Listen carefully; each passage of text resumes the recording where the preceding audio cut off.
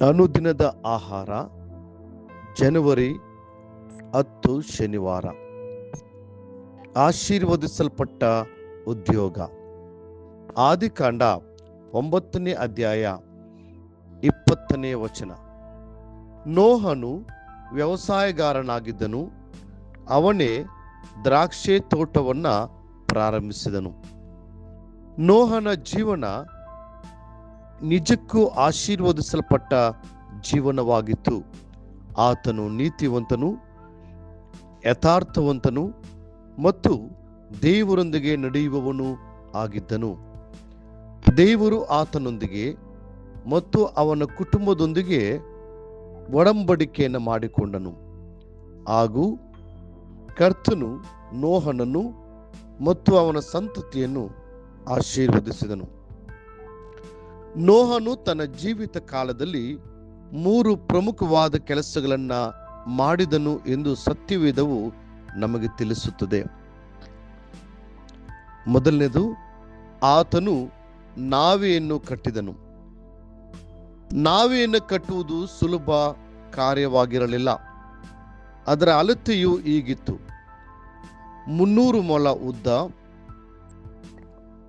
50 ಮೊಳ ಅಗಲ ಮತ್ತು 30 ಮೊಳ ಎತ್ತರ ಹೊಂದಿರುವ ಅದ್ಭುತವಾದಂಥ ಆಕಾರವು ಆಗಿತ್ತು. ಕ್ರಿಸ್ತಶಕ 1850ರವರೆಗೂ ಇಡೀ ಪ್ರಪಂಚದಲ್ಲಿ ಇಷ್ಟು ದೊಡ್ಡ ಗಾತ್ರದ ಹಡಗನ್ನ ಯಾರೂ ನಿರ್ಮಿಸಲಿಲ್ಲ. ನೋಹನು ನಾವೆಯ ಕೆಲಸವನ್ನ ಮಾಡುತ್ತಿದ್ದಾಗ ಮಳೆಯ ಸೂಚನೆಯಾಗಲಿ ಅಥವಾ ಜಲಪ್ರಳಯವಾಗಲಿ ಇರಲಿಲ್ಲ.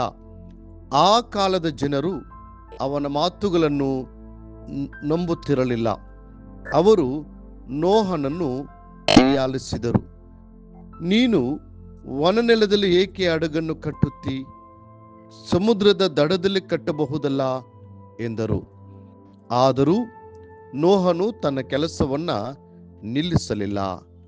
ಎಲ್ಲಾ ತಡೆಗಳನ್ನು ತಾಳ್ಮೆಯಿಂದ ಸಹಿಸಿಕೊಂಡು ದೇವರು ಆಜ್ಞಾಪಿಸಿದ್ದನ್ನು ಮಾಡಿ ಮುಗಿಸಿದನು. ಎರಡನೆಯದು, ಆತನು ದೇವರ ವಾಕ್ಯಗಳನ್ನು ಸಾರಿದನು. ನೋಹನು ನೀತಿಯನ್ನು ಪ್ರಸಂಗಿಸುವವನು ಎಂಬ ಹೆಸರನ್ನು ಹೊಂದಿದನು. 1 ಪೇತ್ರ 2ನೇ ಅಧ್ಯಾಯ 5ನೇ ವಚನ. ಎಷ್ಟು ಕಾಲಾವಧಿ ಅವನು ಪ್ರಸಂಗಿಸಿದನು ಎಂಬ ನಿಖರ ಮಾಹಿತಿ ಇಲ್ಲ. ಆದರೆ ಅನೇಕ ತತ್ವಜ್ಞಾನಿಗಳ ಪ್ರಕಾರ ಆದಿಕಾಂಡ 6:3 ಪ್ರಕಾರ ಸುಮಾರು 120 ವರ್ಷಗಳು ಪ್ರಸಂಗಿಸಿದನು. ಏನೇ ಇರಲಿ, ಸುಮಾರು 100 ವರ್ಷಗಳು ಪ್ರಸಂಗಿಸಿದನು ಎಂಬುದನ್ನು ಅನೇಕರು ಸಲಹೆ ನೀಡಿದ್ದಾರೆ. ನೋಹನು 500 ವರ್ಷದವನಾಗಿದ್ದಾಗ ಅವನಿಗೆ ಶೇಮನು, ಆಮನು ಮತ್ತು ಯಫೇತನು ಜನಿಸಿದರು. ನೋಹನು 600 ವರ್ಷದವನಾಗಿರುವಾಗ ಜಲಪ್ರಳಯ ಭೂಮಿಯ ಮೇಲೆ ಬಂದಿತು. ಆದಿಕಾಂಡ 7ನೇ ಅಧ್ಯಾಯ 11ನೇ ವಚನ. ಆದುದರಿಂದ ನೋಹನು 1 ಶತಮಾನ ನೀತಿಯ ಕುರಿತು ಪ್ರಸಂಗಿಸಿದನು. ಆದರೂ ಒಬ್ಬರೂ ಪ್ರತಿಕ್ರಿಯೆ ನೀಡಲಿಲ್ಲ. ಜಲಪ್ರಳಯದ ನಂತರ ನೋಹನು ನಾವೇನು ಕಟ್ಟುವ ಅವಶ್ಯಕತೆ ಇರಲಿಲ್ಲ. ಆತನು ಹಿಂದೆ ಪ್ರಸಂಗಿಸಿದಂತೆ ಪ್ರಸಂಗಿಸಲಿಲ್ಲ. ಬದಲಿಗೆ ಆತನು ನೂತನವಾದ ಕೆಲಸವನ್ನು ಪ್ರಾರಂಭಿಸಿದನು. ಒಂದು ಸುಂದರವಾದ ದ್ರಾಕ್ಷೆ ತೋಟವನ್ನ ನಿರ್ಮಿಸಿದನು. ಮೂರನೆಯದಾಗಿ, ಆತನು ದ್ರಾಕ್ಷೆ ತೋಟವನ್ನು ನಿರ್ಮಿಸಿದನು. ಇಸ್ರಾಯೇಲರಿಗೆ ದ್ರಾಕ್ಷೆ ತೋಟವು ಆಶೀರ್ವಾದಕ್ಕೆ ಗುರುತಾಗಿದೆ. ಒಲಿವ ಮರಗಳು ಆಶೀರ್ವಾದಕ್ಕೆ ಸಂಕೇತವಾಗಿರುವಂತೆ ಅಂಜೂರ ಮರವು ಸಾಮಾಜಿಕ ಜೀವನಕ್ಕೆ ಹೋಲಿಕೆಯಾಗುವಂತೆಯೂ ದ್ರಾಕ್ಷೆ ತೋಟವು ಕುಟುಂಬದ ಆಶೀರ್ವಾದ ಮತ್ತು ಫಲಭರಿತ ಜೀವಿತಕ್ಕೆ ಸಂಕೇತವಾಗಿದೆ.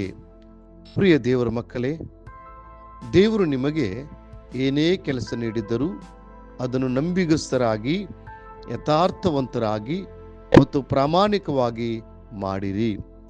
ದೇವರು ತಾನೇ ನಿಮ್ಮನ್ನು ಆಶೀರ್ವದಿಸಿ ಉನ್ನತವಾದ ಸ್ಥಾನಕ್ಕೆ ನಡೆಸಲಿ. ನಮ್ಮ ಕರ್ತನಾದ ಯೇಸು ಹೀಗೆ ಹೇಳಿದ್ದಾರೆ, ಅವನ ದನಿಯು ಬಲಾ ನಂಬಿಗಸ್ತನಾದಂಥ ಒಳ್ಳೆಯ ಹಾಲು. ನೀನು ಸ್ವಲ್ಪ ಕೆಲಸದಲ್ಲಿ ನಂಬಿಗಸ್ತನಾಗಿದ್ದಿ, ದೊಡ್ಡ ಕೆಲಸದಲ್ಲಿ ನಿನ್ನನ್ನು ಇಡುತ್ತೇನೆ, ನಿನ್ನ ಸೌಭಾಗ್ಯದಲ್ಲಿ ಸೇರು ಅಂದನು. ಮತ್ತಾಯ 25ನೇ ಅಧ್ಯಾಯ 21ನೇ ವಚನ. ನಿನ್ನ ಕಷ್ಟಾರ್ಜಿತವನ್ನು ನೀನೇ ಅನುಭವಿಸುವೆ, ನೀನು ಧನ್ಯನು, ನಿನಗೆ ಶುಭವಿರುವುದು. ಕೀರ್ತನೆ 128 2ನೇ ವಚನ. ಮುಂದಿನ ಅಧ್ಯಯನಕ್ಕಾಗಿ ದೇವರ ವಾಕ್ಯ. ಅಂತಃಪುರದಲ್ಲಿರುವ ನಿನ್ನ ಹೆಂಡತಿಯು ಫಲಭರಿತವಾದ ದ್ರಾಕ್ಷಾಲತೆಯಂತಿರುವಳು. ನಿನ್ನ ಸಂಗಡ ಊಟದ ಮನೆಯ ಸುತ್ತಲೂ ಕೂತುಕೊಳ್ಳುವ ನಿನ್ನ ಮಕ್ಕಳು ಎಣ್ಣೆ ಮರದ ಸಸಿಗಳಂತಿರುವರು. ಈ ದಿನ ಓದುವ ದೇವರ ವಾಕ್ಯದ ಭಾಗ. ಮುಂಜಾನೆ ಆದಿಕಾಂಡ 25 ಮತ್ತು 26ನೇ ಅಧ್ಯಾಯಗಳು. ಸಂಜೆ ಮತ್ತಾಯನ ಬರೆದ ಸುವಾರ್ತೆ 8ನೇ ಅಧ್ಯಾಯ 1ರಿಂದ 17 ವಚನಗಳು. ನಮ್ಮ ದೇವರು ನಿಮ್ಮನ್ನ ಆಶೀರ್ವದಿಸಿ ನಡೆಸಲಿ.